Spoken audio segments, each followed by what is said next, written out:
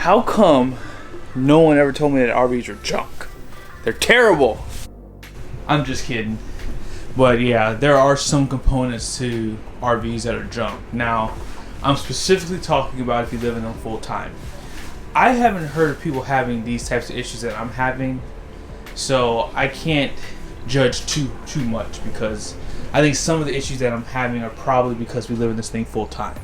So I did replace my converter probably about 3 months ago, maybe a little bit more than that. The converter that we had originally was in here from 2018 until 2021. This one, however, is pretty much, I think, died again. So I did some research. I talked to one of my techs that works at an RV dealer. He said, you live in RVs full time, sometimes these converters are not built to run continuously.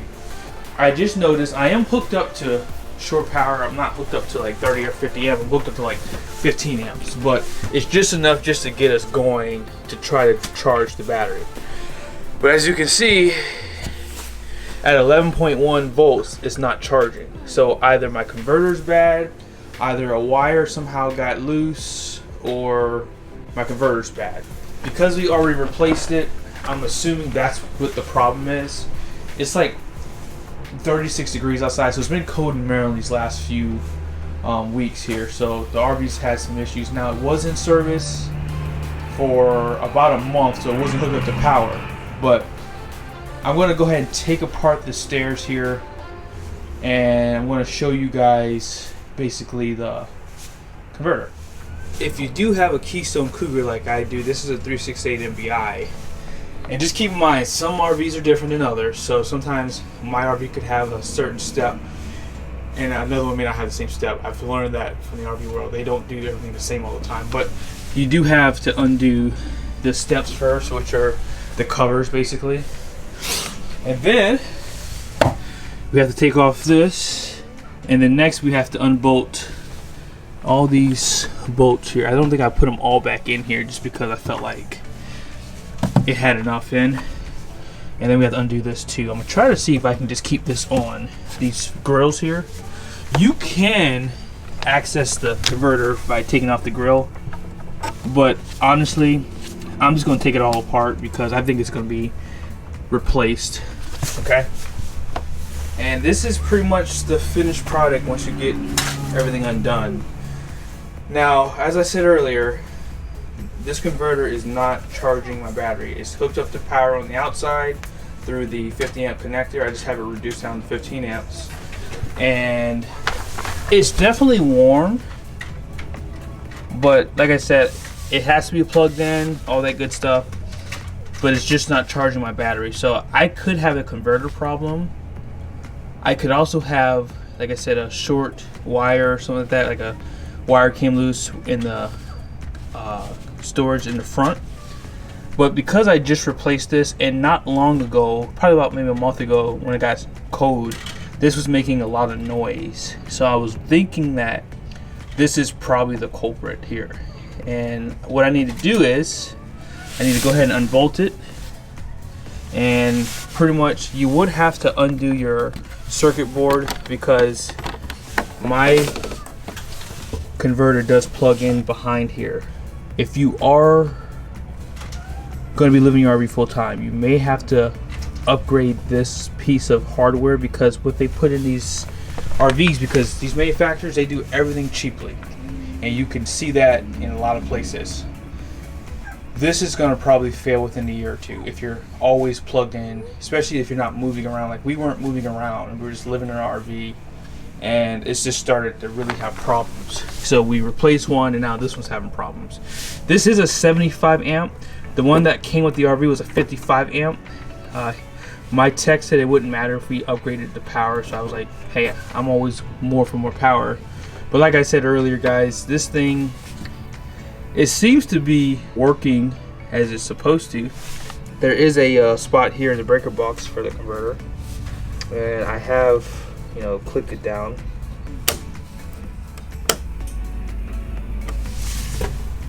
But like I said, it's still not charging the battery. Let's go check it one last time here. Yep, 11.1 volts. But what I'm going to do is, hopefully I'll have one of my techs come out. I don't really have the time really to do this today. I really just came here just to do a quick video and just prepare you for what you might have issues with. So if there's a way you can upgrade your converter to like maybe having one that has a trickle charge on the battery. I believe that this is a 2-stage. There's a 3-stage converter you can buy too.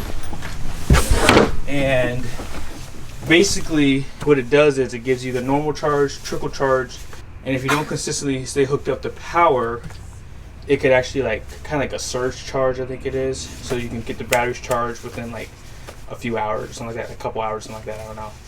But yeah, what I'll do is I'll do an update to this in this video, letting you know what the outcome was, whether it was the battery, whether it was the converter. And a lot of people don't know this. Even if you are hooked up to shore power, your refrigerator does use 12 volt. If you run your ACs, these use 12 volt. And a few other things inside the RV uses 12 volt that you probably wouldn't even think about.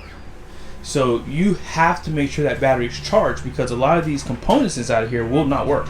And the way you find out quickly is if you take your battery out, like go and unplug your battery, and then you can just walk through your RV to see what's working and what's not working. Like I have this small heater on, and I have my fireplace heater on too because it's like 36 degrees outside. And they're running fine, no problems.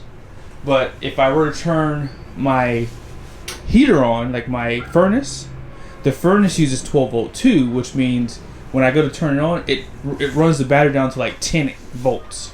And it goes even below there. It goes like to like 9.6 as it runs. So in order for these features to work, you have to have a battery that's completely charged. I may take the battery out today and take it to like AutoZone or someplace and have them charge it up for me so we can make sure that battery at least has a charge through the night.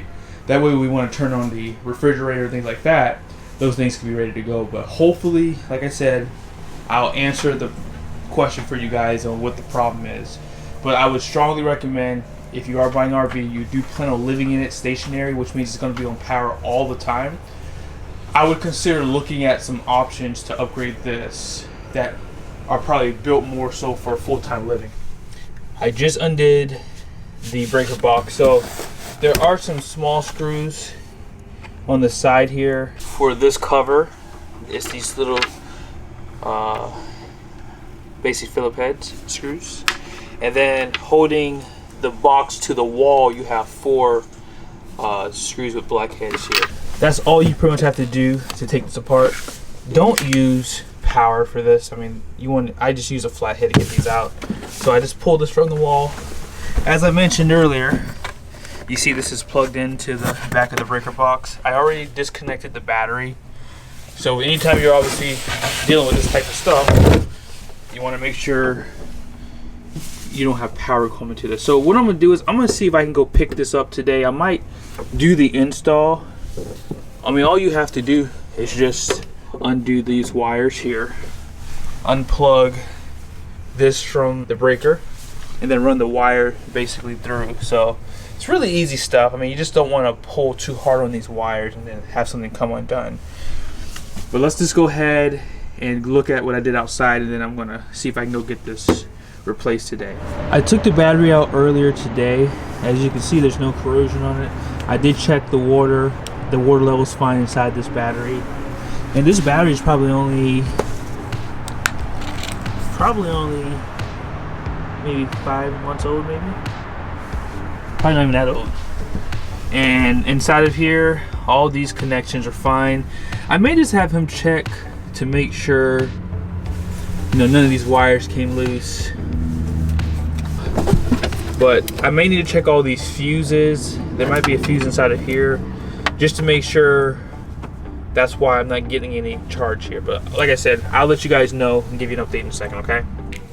I just had my tech come by. This one is defective. I just undid the power for it. If you're gonna do anything like this, obviously, you know, you have to kill all the power to your RV. I had to unplug, I had to do the battery disconnect, do everything. That way you don't kill yourself trying to change a small part. If you use a voltmeter, there's no power going towards the battery. So this is most likely defective. I just unplugged it out back here. So I just have to run the wire through like this.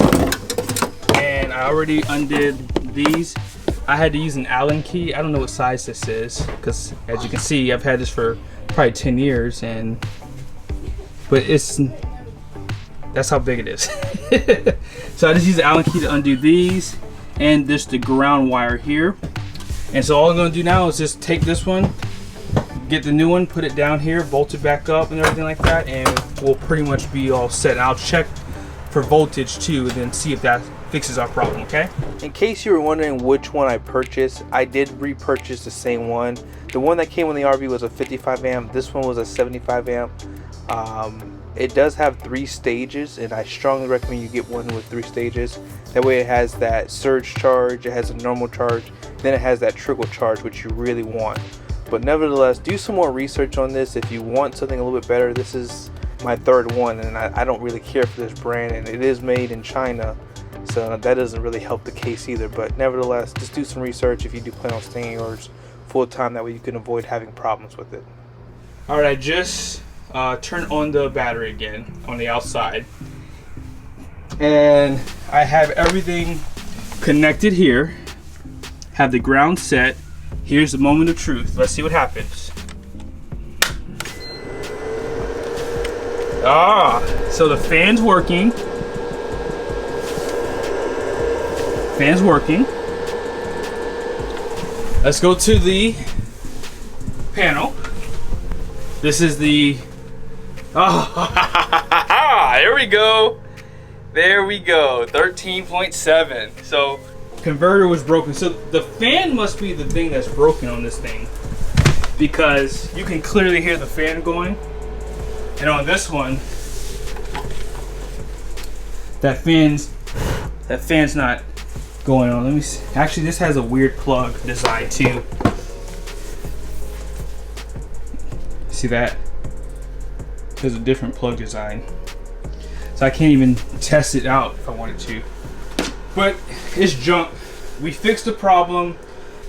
Let me be completely honest with you guys. If you're gonna own an RV, I'm not the most savviest person when it comes down to this type of stuff. I actually watch somebody do this, so that's why I'm able to do it. Anytime I get work done, I always try to watch what's happening, because you just never know what's gonna happen. And like I said, this converter is only probably 5 or 6 months old, and it's already gone. So this new one, hopefully it lasts a lot longer. This isn't hard to do, however, everyone's RV is going to be slightly different, but you do have the basic knowledge of how to do it. If you have a Keystone Cougar like me, all you have to do is just undo the steps. This basically plugs into the back of your breaker box, and you just have to run the positive and negative, and then the ground, and then you're done. That's it. It's really easy stuff. It's plug and play. Some people, however, they have to cut the wires, because it's not a plug. It's basically like 2 plugs like this in a sense. I don't know how to explain it. And you have to run the wires. It's just a different type of deal. It's not hard once you've done it once or twice, but this is the easiest form. So my RV is a little bit newer. This is a 2019, and this is how they're running these things. Now, putting the steps back together, this takes probably 15 to 20 minutes, I'll be honest with you. But all in all, this is a project that you definitely want to put on your list, because if this happens again, I'm not buying this brand. I'm going to at least try something else to see if it works better, and then we'll go from there. But on that note, thank you guys for your support. I'm going to turn this back off again. I'm going to undo that ground, and I have to bolt this back down. I didn't want to bolt it down if it didn't work. So it works. I'm bolting it back down, and we're good to go. See you guys in the next video.